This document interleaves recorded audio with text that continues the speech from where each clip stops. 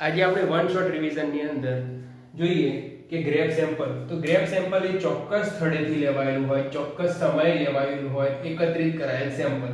એને કોઈના જોડે મિક્સ કરવામાં આવતું નથી, એક જ સેમ્પલ હોય છે, જે હાથેથી ડૂબાડીને લેવાય છે. હાથેથી કન્ટેનર ડૂબાડીને લેવાય, પંપ દ્વારા લેવાય, બરોબર. તેને કેચ સેમ્પલ પણ કહેવામાં આવે છે અને ડીપ સેમ્પલ પણ કહેવામાં આવે છે. એક સમયનું પ્રતિનિધિત્વ કરે, એટલે કે ભાઈ એક જ સમયે કોઈ જગ્યાનું, કોઈ સ્થળનું, પ્રવાહનું પ્રતિનિધિત્વ કરે, બરોબર. પીએચ, ડીઓ, તાપમાન, કેલિફોર્મ ગ્રુપ, ક્લોરીન રેસિડ્યુ, આ બધા શું છે?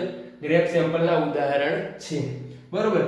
જેનું 15 મિનિટમાં એનાલિસિસ કરી લેવાય, બરોબર. કેમ કે આ જે પીએચ છે, ડીઓ છે, તાપમાન છે, કેલિફોર્મ ગ્રુપ છે, જે શું છે? સમય સાથે એના રીડિંગ્સ બદલાતા રહેતા હોય, એના મૂલ્યોમાં શું થતું હોય? વધારો ઘટાડો થતો હોય, અંદર રિએક્શન થાય એટલે, બરોબર. જે તમે એક્ઝામ્પલ તરીકે ગ્રેપ સેમ્પલ કોને કહેવાય? કે જે ઉદ્યોગોના નિકાસ પોઈન્ટ ઉપર, એટલે કે જે જગ્યાએ ઉદ્યોગોનું પાણી છોડાતું હોય ત્યાંના નિકાસ પોઈન્ટ પરથી 8 વાગે સવારે લેવામાં આવે એ ગ્રેપ સેમ્પલ કહેવામાં આવે છે. જે સતત પ્રવાહ હોય, સતત પ્રવાહમાંથી લેવામાં આવે.